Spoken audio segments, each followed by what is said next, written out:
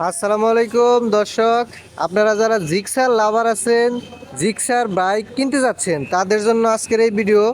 আপনারা এই ভিডিওটা দেখলে আশা করি জিক্সার যারা কিনতে চান তাদের উপকৃত হবেন তারা। আর জিক্সার বাইকে কি থাকছে, কি কি সমস্যা, কি কি সুবিধা, কি কি অসুবিধা, A to Z আমি আজকে জানাবো এই ভিডিওর মাধ্যমে। তাই ভিডিওটি না টেনে সরাসরি দেখুন। আর আমার ইউটিউব চ্যানেল নতুন হয়ে থাকলে অবশ্যই সাবস্ক্রাইব করতে ভুলবেন না।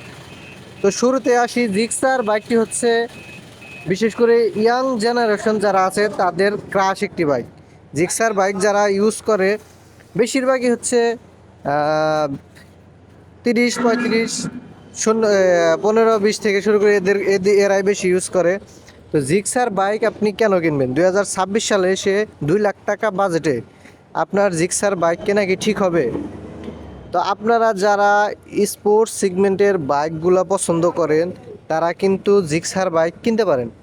জিক্সার বাইকে আপনারা জানেন, আমি ভালো দিকগুলো আগে বলতেছি যাতে করে আপনাদের সুবিধা হয়। তারপর আমি খারাপ দিকগুলো বলবো যে কী কী খারাপ দিক আছে জিক্সার বাইকের।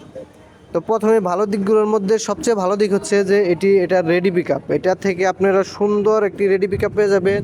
ওভারটেকিংয়ের ক্ষেত্রে আপনার ভালো একটি কাজে দিবে। আর এটার একটি ডিজিটাল মিটার পেয়ে যাবেন। প্লাস হচ্ছে 2 লাখ টাকা সেগমেন্টে কিন্তু 140 mm চাকা পেয়ে যাবেন। তো এই যে চাকা পাবেন, এত মোটা চাকা দিবে জিক্সার আপনাদেরকে। এত অল্প বাজেটের মধ্যেও এত মোটা চাকা কিন্তু অন্যান্য ব্র্যান্ডের মধ্যে আপনারা পাবেন না, এই জিক্সারে পাবেন। তারপর জিক্সার বাইক চালিয়ে যে একটা স্মুথ ফিল পাবেন, বিশেষ করে ইয়ং পোলাপান যারা আছে তাদের তো একটি মানে ক্রাশ বাইক হচ্ছে জিক্সার বাইক। তো সেই দিক বিবেচনা করলে জিক্সার বাইক আপনি অনায়াসে কিনতে পারেন। আর জিক্সার বাইকের খারাপ দিকগুলো জানলে আবার বলবেন যে ভাই আমি জিক্সার বাইক নিব না। তো জিক্সার বাইকের খারাপ দিকগুলো কি আছে? জিক্সার বাইকের খারাপ দিক হচ্ছে জিক্সার বাইক এক কথায় মানে ট্যাঙ্কগুলা বিল্ড কোয়ালিটি খুবই খারাপ, খুবই খারাপ এক কথায়। আমার ছোটো ভাইরে একটা কিনে দিছি, ওর ট্যাঙ্ক বিশেষ করে 3 4 মাসের মধ্যে জং চলে আসছে। তো আপনি বলবেন যে আপনি তো চালান পালসার, তাহলে জিক্সারের কথা খারাপ তো বলবেনই। আরে না, আমার বাড়িতেও জিক্সার আছে ছোটো ভাইয়ের, তো ওর জিক্সারটা নতুন নেওয়া হয়েছে এই 25-এ, তারপরেও কিন্তু জং চলে আসছে। তো যারা জিক্সার বাইক নিতে চাচ্ছেন এই জিনিসটা কিন্তু মানিয়ে নিয়ে তারপরে চিন্তা ভাবনা করবেন যে জিক্সার নেবেন কিনা। জিক্সার বাইকের বিল্ড কোয়ালিটি একেবারেই খারাপ, জায়গায় জায়গায় রং উঠে যায়। তারপর ট্যাঙ্কের মধ্যে মানে হুটহাট জং চলে আসে।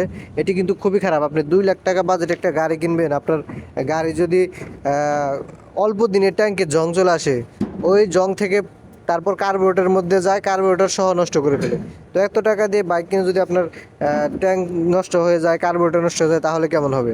তো যারা বাইক কিনতে যাচ্ছেন, রিসেন্টলি জিক্সার বাইক কিনতে যাচ্ছেন, তারা এই ভিডিওটি দেখে বিষয়টি বিবেচনা করে তারপর কিনবেন যে আপনার বাইকের ট্যাঙ্ক সমস্যা হলেও আপনার কোনো সমস্যা নাই কিনা। আমি বলবো না যে জিক্সার বাইক খারাপ, জিক্সার বাইক এক কথায় অঙ্কুলা মানে ক্রাশ বাইক। বিশেষ করে আমারও অনেক ভালো লাগে জিক্সার বাইক, বসে সিটিং পজিশন সবই ভালো।